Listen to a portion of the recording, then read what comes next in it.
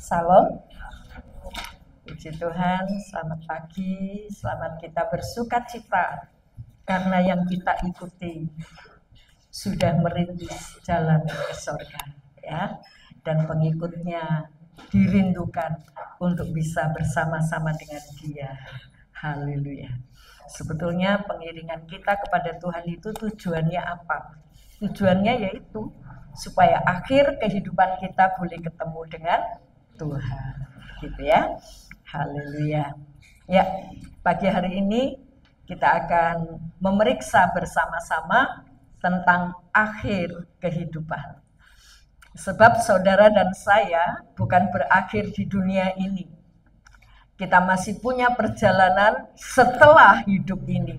Masih ada hidup yang akan kita lalui, ya.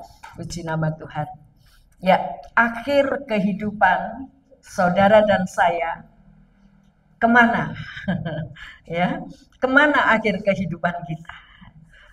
Saya merindukan supaya berita ini boleh membuka hati kita bahwa kita bukan hidup di dunia ini saja, ya.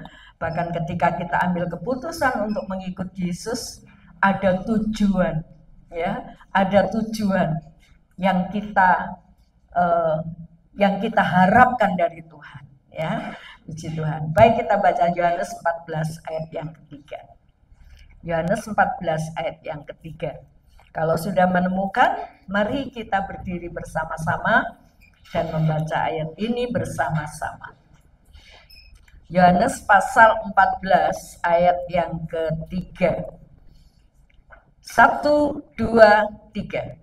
Dan apabila aku telah pergi ke situ dan telah menyediakan tempat bagimu, aku akan datang kembali membawa kamu ke tempatku, supaya di tempat di mana aku berada, kamu pun berada. Amin. Silakan duduk. Apabila aku telah pergi ke situ, emangnya ke situ itu mana? Ya. Apabila aku pergi ke situ dan telah menyediakan tempat bagimu, situ itu mana? Ayat 1 dan 2 saya bacakan. Janganlah gelisah hatimu, percayalah kepada Allah, percayalah kepadaku, kepada Tuhan Yesus. Di rumah Bapakku banyak tempat tinggal. Jika tidak demikian, tentu aku mengatakannya kepadamu, sebab aku pergi ke situ, di rumah Bapa, ya. Aku pergi ke situ untuk menyediakan tempat bagi kita. Enak ya, kita tidak berusaha, tapi Tuhan yang menyediakan tempat. Bagi anak-anak yang punya orang tua mampu, orang tua sudah memikirkan beli tanah, beli rumah untuk anakku kelak. Sudah disediakan. Itu bagi orang tua mampu, tapi bagi yang tidak mampu, monggo kersa Gusti. Yang penting anak-anak kita, cucu-cucu kita sediakan tempat di sana. Dengan apa? Kita tanamkan iman itu. Puji Tuhan. Nah, saudaraku, kenaikan Tuhan ke sorga, ya, ini adalah peristiwa besar. Tidak ada orang yang punya pengalaman seperti Yesus. Dia membongkar atau melewati hukum alam, ya. Hukum alam, manusia tidak akan pernah bisa naik ke atas tanpa alat apapun. Tapi Yesus, dia naik ke atas, ya, melampaui segala hukum alam, gravitasi bumi ini. Dia tembus sampai dia naik ke surga. Dulu waktu saya kecil punya balon yang bisa naik ke atas, terus saya bayangin kalau balon saya lepas kemana ya? Apa ke surga ya? Nah, saudaraku, Yesus, Tuhan saudara, Tuhan saya, yang kita ikuti Dia sudah merintis jalan ke sorga. Dia sampai di sana. Ini satu peristiwa yang besar. Karena dalam dunia, dari awal manusia diciptakan sampai akhir, gak ada manusia yang bisa naik dengan sendirinya ke sorga, kecuali Yesus. Ada 4 orang yang naik, diangkat ke sorga. Henok tiba-tiba diangkat dan hilang. Ya. Musa juga tidak diketahui jenazahnya kemana. Dan Elia nyata-nyata dilihat dijemput oleh kereta berapi, bukan kereta api. Kereta berapi menjemput Elia naik ke surga tanpa mengalami kematian tubuh. Dan Yesus kita, yang hari ini kita peringati, dia sudah merintis, dia naik ke surga, dan itu disaksikan oleh beberapa atau ratusan orang, murid-murid yang diajak kumpul di Galilea. Dan Yesus naik, mereka menyaksikan, mereka bengong, ya, nggak tahu apa ini, kok bisa, ya. Dan Tuhan, murid-murid menyaksikan dengan begitu kagum. Haleluya. Itulah Tuhan saudara, Tuhan saya. Jangan sampai kita ikut Tuhan hanya separuh-separuh. Kita ikut Tuhan hanya sebagai label daripada saya nggak punya agama. Aku agama Kristen, sia-sia. Haleluya. Nah, saudaraku, Tuhan Yesus sudah naik ke sorga, dan satu hal yang Tuhan mau. Kalau aku sudah ke sana, aku menyediakan tempat buat kamu, dan aku mau supaya di mana aku berada, kamu pun berada.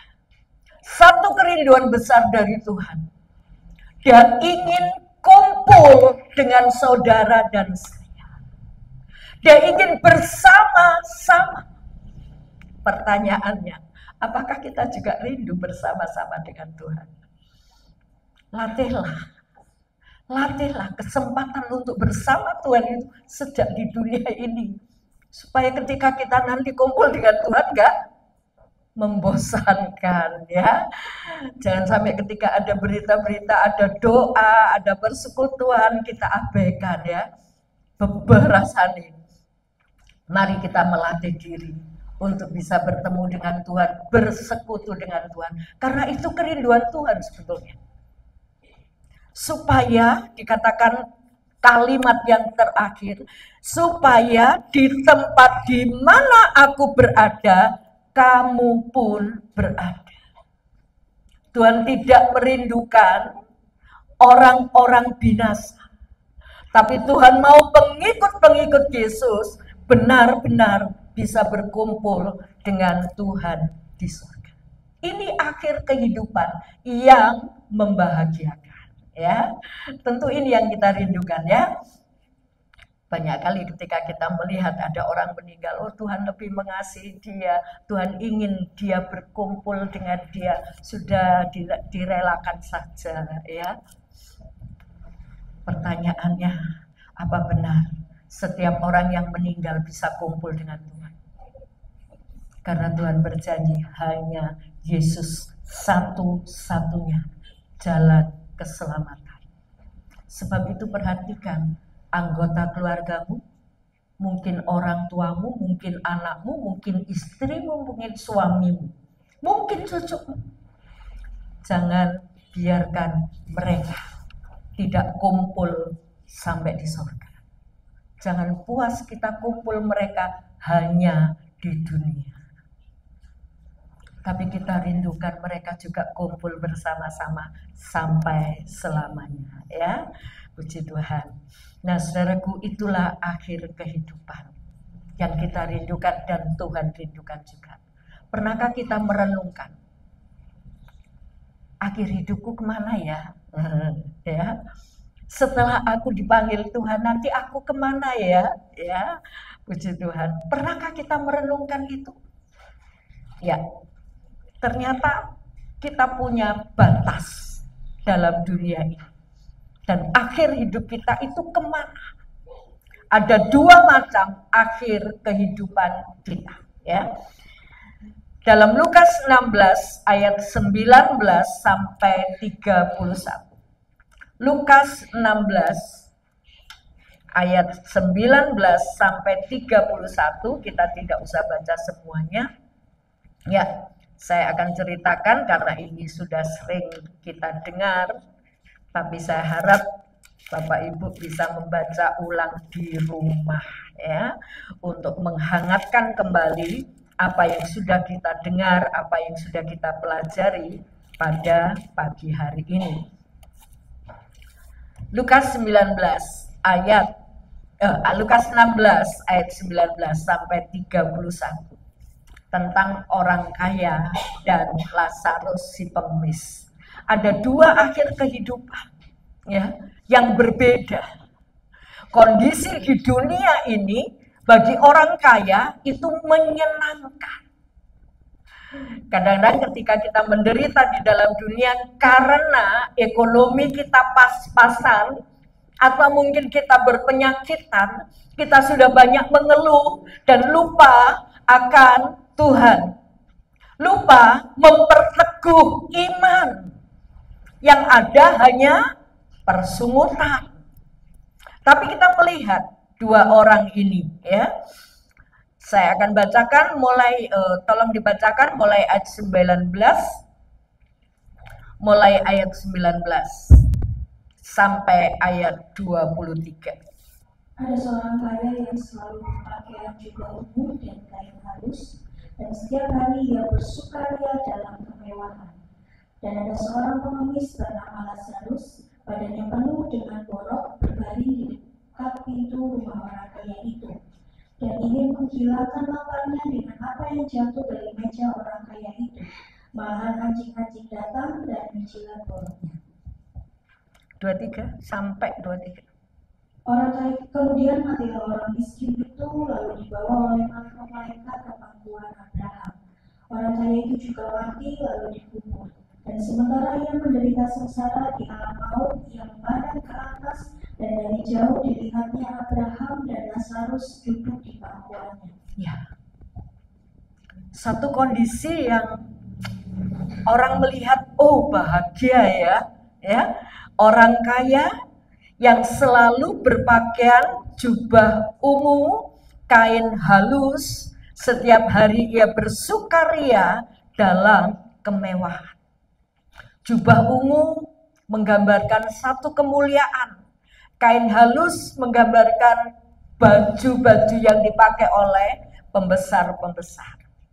Nah, saudaraku, orang ini punya kekayaan, punya jabatan, punya kehormatan. Dan setiap hari dikatakan ayat itu bersukaria dalam kemewahan. Orang melihat dari jauh orang ini bahagia. Tapi ketika kita melihat akhir kehidupannya, ya, di ayat 23 orang kaya itu juga mati, lalu dikubur, dan sementara ia menderita sengsara di alam maut. Jadi kekayaan selama ini yang dia miliki, kehormatan, jabatan tinggi yang dia miliki, gak bisa mengangkat dia. Ternyata dia ada di alam maut. Bapak Ibu yang dikasihi Tuhan, tidak salah ketika saudara menjadi kaya, berusaha berhasil kaya. Tidak salah. Tidak salah ketika saudara memiliki jabatan tinggi di negara ini. Tidak salah. Tapi pertanyaannya, bagaimana akhir kehidupan kita? Apakah kekayaan jabatan yang kita miliki itu bisa membawa kita tetap beriman kepada Tuhan? Seringkali orang lupa daratan. Setelah dia mendapat segala sesuatunya, dia mulai meninggalkan Tuhan. Juga ketika dia mengalami banyak sengsara, bisa jadi dia juga meninggalkan Tuhan. Artinya ketika di dunia ini dia tidak mempertahankan imannya. Entah itu saat dia keberkatan, entah itu saat dia menderita. Nah, saudaraku, kita melihat orang kaya ini, akhir hidupnya ada di alam maut. Perhatikan Bapak Ibu yang dikasih Tuhan, ketika di alam maut, dia kehilangan kesadaran? Oh tidak. Dia tidak kehilangan kesadaran. Dia lihat di atas, ayat 23, ia memandang ke atas dan dari jauh dilihatnya Abraham dan Lazarus duduk di pangkuannya. Jadi saudaraku, ketika kita dipanggil, mungkin tubuh kita sudah tidak bisa apa-apa. Dikubur, disiram banyu, diapakan, dibakar, dihancurin, nggak terasa. Tapi jiwa manusia itu masih punya kesadaran. Dia melihat Lazarus ada di pangkuan Bapa dan dia di alam maut. Kalau dia melihat ke atas berarti dia ada di bawah. Ini tempat di mana Lazarus berada itu di atas, dan tempat orang kaya ini ada di alam maut di bawah. Sementara dia menderita. Apakah ini yang kita rindukan? Apa yang kita kejar dalam dunia ini? Harta, kerja, ya, sampai lupa dengan Tuhan. Dan akhir kehidupan kita menderita. Dan Tuhan tidak inginkan hal ini. Haleluya. Nah, saudaraku, akhir kehidupan orang kaya ini mengenaskan. Sementara Lazarus, kita melihat apa kondisi Lazarus. Ada seorang pengemis bernama Lazarus, badannya penuh dengan borok, berbaring dekat pintu rumah orang kaya itu. Lazarus ini sudah pengemis. Kita melihat pengemis itu apa? Nggak punya uang, sebab itu dia mengemis. Setelah pengemis, badannya penuh dengan borok. Dan dia duduk di depan pintu rumah orang kaya. Kira-kira orang kaya itu bisa melihat Lazarus itu enggak? Bisa kan? Karena di depan pintu rumahnya dia melihat. Tapi anehnya Lazarus ini dia tidak merampok, dia tidak memaksakan orang kaya itu untuk memberi dia makan. Justru dia makan dari apa yang terbuang dari orang kaya itu. Bisa jadi kan? Orang kaya ini masak, mungkin yang tidak sisa-sisa diberikan kepada Lazarus, berbagi sedikit kepada Lazarus. Bisa kan? Tapi tidak dijelaskan. Bahkan dijelaskan, ia ingin menghilangkan laparnya dengan apa yang jatuh dari meja orang kaya. Sisa-sisa. Ini Lazarus. Haleluya. Malahan anjing-anjing datang dan menjilat boroknya. Siapa yang pernah punya pengalaman sampai punya keadaan seperti Lazarus? Tentu tidak ada. Tapi apakah kita juga seperti Lazarus tanpa ada keluhan? Kita baru sakit sedikit sudah mengeluh, Tuhan bagaimana ini, bagaimana ini? Kita bandingkan Lazarus. Dan kita melihat di sini bahwa Lazarus menghadapi semua keadaan tanpa keluhan. Bahkan dia tetap percaya kalau Allahnya itu memelihara dia. Ini yang membuat dia punya iman. Ini yang menyatakan Tuhan melihat Lazarus ini punya iman. Dan akhir kehidupannya Lazarus ada di pangkuan Bapak Abraham. Akhir kehidupan seperti apa yang kita rindukan? Saudaraku, kita semua boleh bekerja, mengejar apa yang kita butuhkan, boleh tidak dilarang. Bahkan Alkitab memerintahkan yang tidak bekerja jangan makan. Tapi bukan berarti kita kerja terus, kita kerja sampai kita lupa Tuhan. Jangan sampai ada Tuhan yang memberi kita hidup. Haleluya. Dan kita mau ingat Tuhan, ketika aku hidup dan Engkau memberi aku berkat dengan takaranku. Karena takaran saudara pribadi lepas pribadi beda. Ucapkanlah syukur. Haleluya. Dengan segala apa yang saudara terima dari Tuhan. Dan itu akan membuat iman kita makin teguh. Dan membawa akhir kehidupan kita ada bersama dengan Tuhan. Yang sudah merintis tempat ke sana. Haleluya. Puji Tuhan. Mari kita ingat, hidup saudara bukan hanya di dunia. Masih ada akhir kehidupan yang harus kita hadapi dan kita rasakan. Haleluya. Sebab itu jangan lupakan Tuhan. Karena Tuhan mau, di mana aku berada, kamu juga harus berada. Kerinduan Tuhan kita kumpul. Dan kalau di dunia ini kita tidak pernah belajar menikmati hadirat Tuhan, bersekutu dengan Tuhan, jangan-jangan kita di sana nggak betah. Kalau nggak betah kumpul dengan Tuhan, mau kumpul dengan siapa? Haleluya. Latihlah dirimu untuk beribadah, ya firman Tuhan. Dari pelajaran dari kisah ini, apa yang harus kita ambil? Hanya 3 hal saja. Saudaraku, sebenarnya ada banyak, tapi ini yang penting. Ingat bahwa kesempatan kita hidup ini terbatas. Sebab itu jangan sia-siakan waktu saudara. Besok sore kita akan mulai doa 10 hari, ya, di tempat ini jam 5. Ayo, siapa yang merindukan hadirat Tuhan, belajarlah untuk hadir, ya. Boleh jadi dibarengi dengan puasa semampu saudara, ya. Puji Tuhan. Ayo kita melatih diri kita bersimpu di bawah kaki Tuhan. Merenungkan Tuhan, hidupku satu kali kelak akan berakhir dan aku akan berjumpa dengan Engkau. Ini yang menjadi kerinduan saya Tuhan, ya. Katakan itu di hadapan Tuhan. Ya, pelajaran apa yang bisa kita ambil? Yaitu pertama, kesempatan saudara dan saya di dunia ini terbatas. Hanya sampai di liang kubur. Dan sampai di liang kuburnya ini sampai kapan kita juga nggak tahu, ya. Ada anak kecil sudah dipanggil Tuhan, remaja bisa dipanggil Tuhan, atau mungkin menghabisi kehidupan di dunia ini, ya, masih muda. Dan ada juga yang sudah sepuh-sepuh sampai 90, ada juga yang 100 tahun. Kesempatannya berbeda. Sebab itu ketika kita punya kesempatan dunia ini, jangan sia-siakan.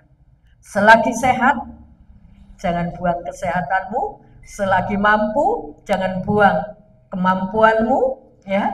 Nanti kalau sudah nggak berdaya, baru kita, aku pingin melayani Tuhan. Sudah tinggal sisa-sisa saja, ya. Ya. Kita baca Mazmur 90 ayat 10. Masa hidup kami 70 tahun, dan jika kami kuat 80 tahun. Dan kebanggaannya adalah kesukaran dan penderitaan, sebab berlalunya buru-buru dan kami melayani. Saudaraku, kebanggaannya ialah apa? Kesukaran.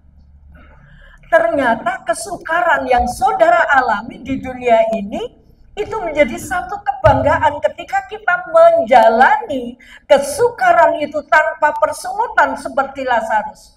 Bahkan ketika kita menjalani kesukaran itu, tetap beriman kepada Tuhan.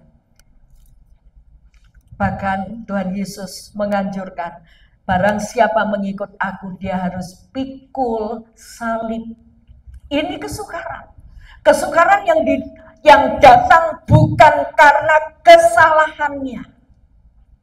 Kesukaran karena kita melakukan yang benar. Haleluya. Kondisi Lazarus dalam keadaan miskin, boroan, ditemani anjing, itu diizinkan Tuhan. Haleluya. Sebab itu dia tidak bersungut-sungut. Mari kita sadari segala sesuatu yang terjadi dalam kehidupan orang percaya itu sudah dirancang oleh Allah. Dia punya rancangan indah dalam setiap pribadi. Nah, ketika kita mengalami mungkin kecelakaan, mungkin penyakit, mungkin penderitaan, Tapi jangan sampai kita mengalami penderitaan karena ulah kita. Haleluya. Ketika kita sudah menjalani hidup yang benar, dan kemudian Tuhan mengizinkan kita mengalami kesusahan, terimalah dengan ucapan syukur. Haleluya. Karena itu berlalunya buru-buru. Ya, kalau sudah terlewati, saudaraku, kita bayangkan, kok aku bisa lewati ya, gitu ya.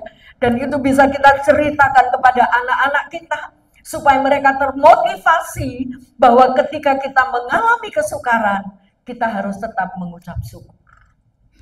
Haleluya. Kita harus tetap percaya bahwa itu rancangan terindah yang Tuhan kerjakan. Apa Tuhan tidak peduli dengan Lazarus? Kenapa orang kaya itu diberkati? Kenapa Lazarus menderita? Apa Tuhan tidak peduli dengan Lazarus? Tidak. Ini dikisahkan dan bahkan dicatat di Alkitab untuk memberi pelajaran buat saudara dan saya. Dan ini yang menceritakan Tuhan Yesus sendiri. Haleluya. Mari Bapak Ibu, ketika kita mengalami banyak penderitaan, jangan sampai kita mengeluh dan kita mau katakan, ini yang akan menjadi kebanggaanku. Umur manusia itu terbatas. Dan ketika kita bisa melewatinya, ternyata kesukaran itu menjadi satu kebanggaan. Haleluya. Jangan sampai saudara gengsi ketika kita menjalani hidup dalam kondisi yang ditentukan Allah, dalam hidup yang pas-pasan. Gak usah gengsi. Haleluya. Anak-anak saya ketika harus mengikuti study tour, saya beritahukan, gak usah ikut. Yang lain ikut Bu, harus ini, harus ini. Gak usah ikut. Mahal. Karena kondisinya seperti itu, saudara. Ya. Kondisinya seperti itu. Dan mereka bisa menerima karena kenyataan kondisi seperti itu. Walaupun harus menjalani sanksi, harus bikin makalah, harus meninjau lokasi yang di mana ya. Nah, saudaraku, terima kenyataan. Dan sejak kecil mereka mengerti kondisi. Ketika minta mau beli apa-apa, mungkin di toko-toko swalayan, gak usah lah ya, lain kali saja. Mereka bisa terima karena sadar kondisi. Mari saudaraku, ketika kita mengalami kondisi-kondisi yang tidak seperti orang lain yang berkecukupan, bisakah kita mengucap syukur? Haleluya. Karena kondisi saudara itu akan bisa menjadi berkat. Bisa diceritakan dan menjadi berkat, memotivasi untuk generasi selanjutnya. Haleluya.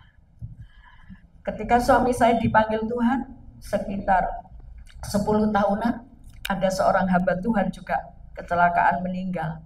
Dua-dua kecelakaan, tapi istrinya masih hidup, yang suaminya meninggal. Orang semua takut bagaimana ini memberitahu istrinya. Mbok kaget nanti stroke.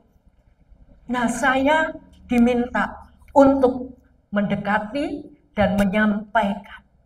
Saya merenungkan, ketika saya mengalami penderitaan, ternyata saya bisa harus menjadi berkat, menjadi contoh dan teladan.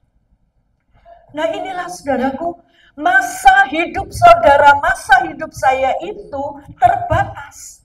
Dan ketika kita mengalami penderitaan itu, ternyata di dalam penderitaan itu Tuhan punya rencana, Tuhan mau memakai. Dan penderitaan itu bisa menjadi berkat, bukan untuk dirimu sendiri, tapi untuk orang lain juga. Haleluya. Supaya mereka menyadari, bukan Tuhan benci, tapi ada maksud Tuhan di balik semua penderitaan itu. Haleluya. Ini yang pertama. Mari kita sadar bahwa kesempatan hidup kita di dunia ini terbatas. Sebab itu selagi masih punya kesempatan, apa yang kita kerjakan di dalamnya. berguna untuk orang lain, atau berguna untuk diri sendiri. Haleluya. Yang kedua, pelajaran dari kisah ini, bagaimana agar hidup yang terbatas ini berakhir pada kebahagiaan. Bagaimana agar hidup yang terbatas ini akhirnya itu bahagia. Ya, jangan akhirnya itu seperti orang kaya. Orang kaya yang ada di sini maksudnya. 2 Petrus 1 ayat 10 dan 11. Karena itu saudara-saudaraku, berusahalah sungguh-sungguh supaya panggilan dan pilihanmu makin teguh. Sebab jikalau kamu melakukannya, kamu tidak akan pernah tersandung. Dengan demikian, kepada kamu akan dikaruniakan hak penuh untuk memasuki kerajaan kekal, yaitu kerajaan Tuhan dan Juru Selamat kita, Yesus Kristus. Haleluya. Bagaimana supaya hidup yang terbatas ini berakhir pada kebahagiaan? Di pangkuan Bapak Abraham, di atas, yang tidak ada rasa haus seperti orang yang ada di bawah. Haleluya. Berusahalah, ayat 10, karena itu, haleluya. Karena itu apa?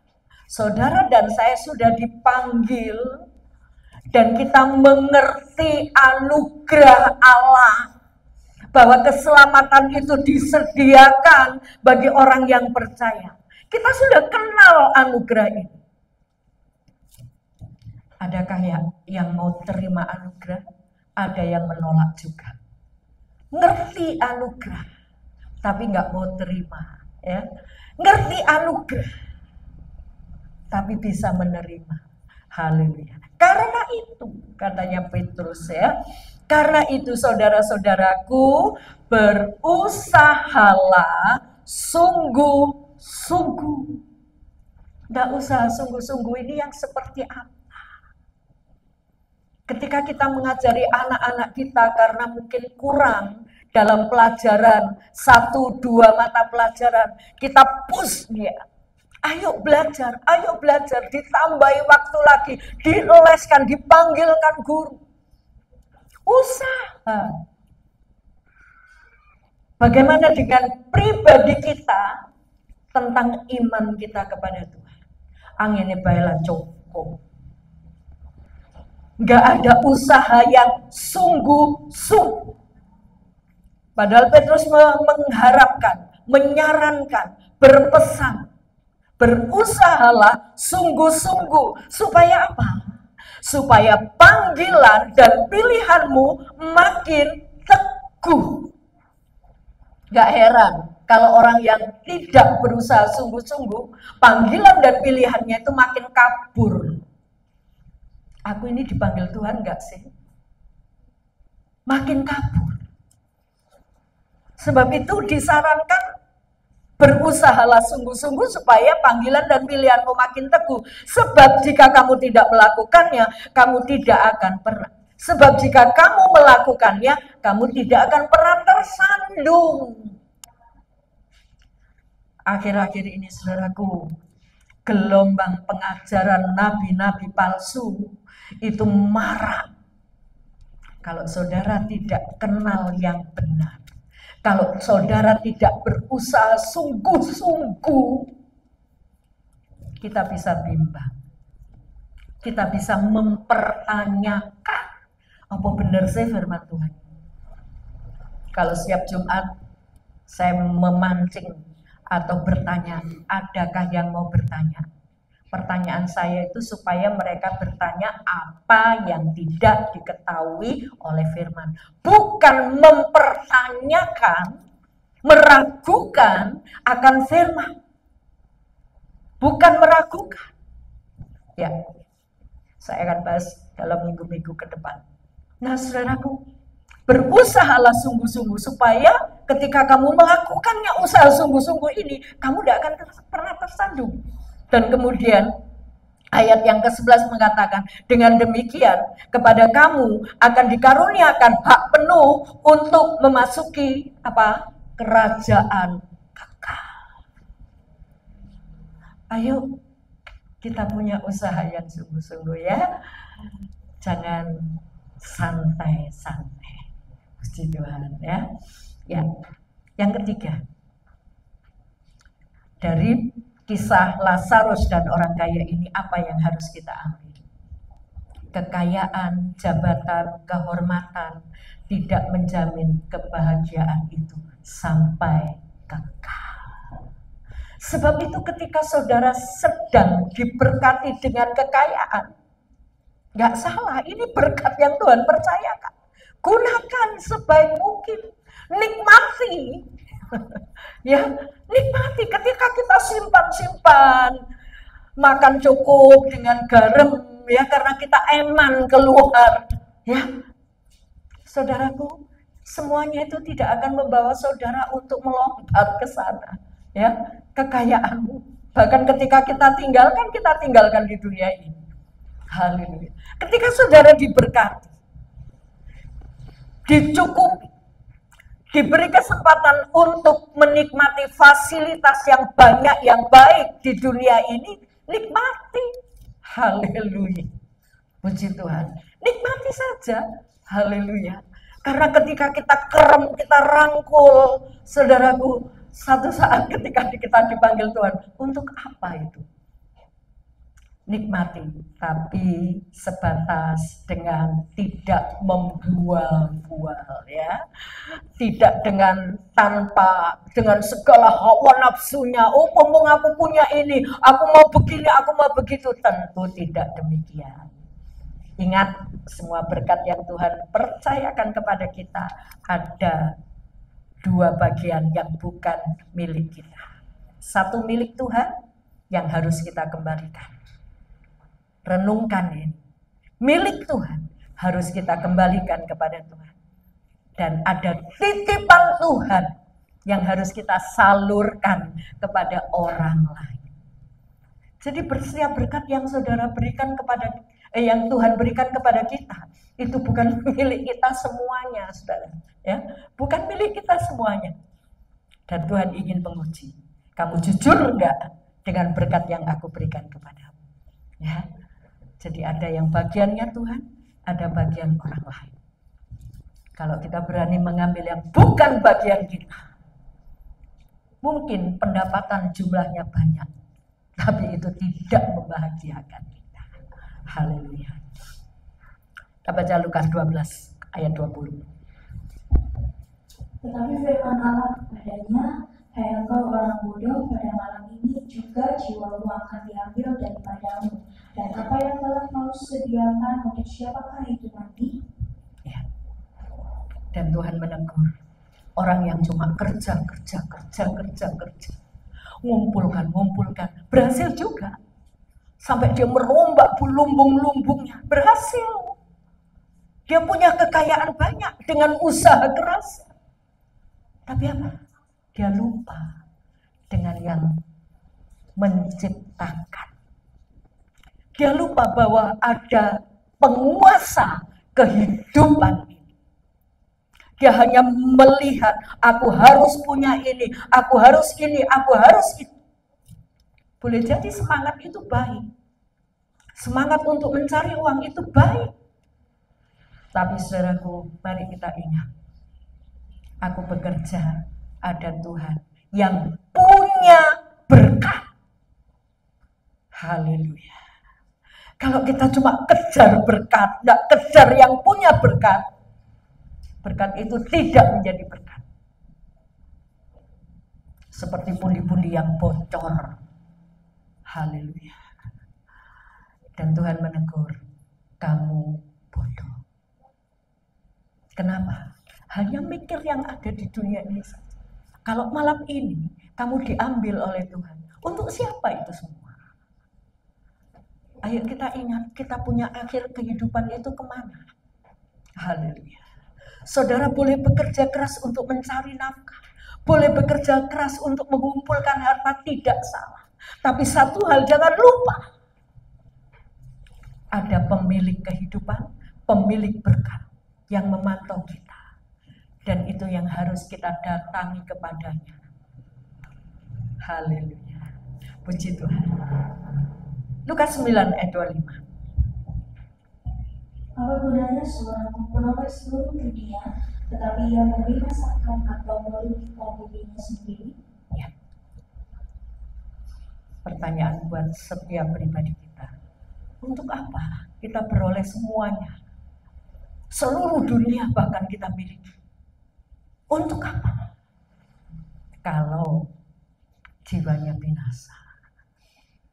Sebab itu ketika Tuhan masih mempercayakan berkat, fasilitas, harta, kekayaan, untuk apa?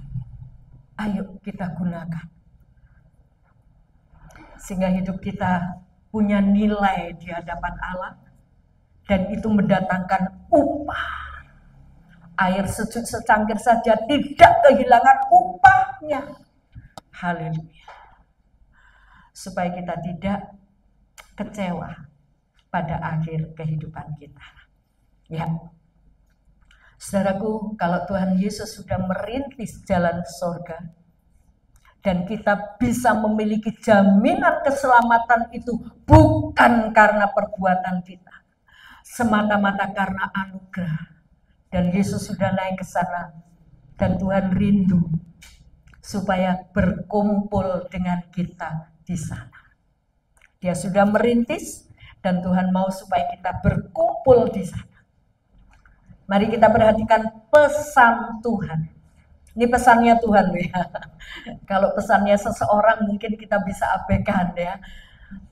Bahkan kadang-kadang pesannya orang yang mau meninggal itu wah kita pegang teguh gitu ya.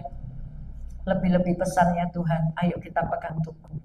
Satu hal yang Tuhan pesankan, tentu banyak hal ya, tapi ini yang menjadi perenungan kita. Yohanes 6 ayat 27.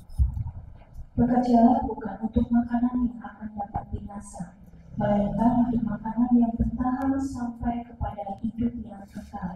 Ini yang harus dicari, saudara.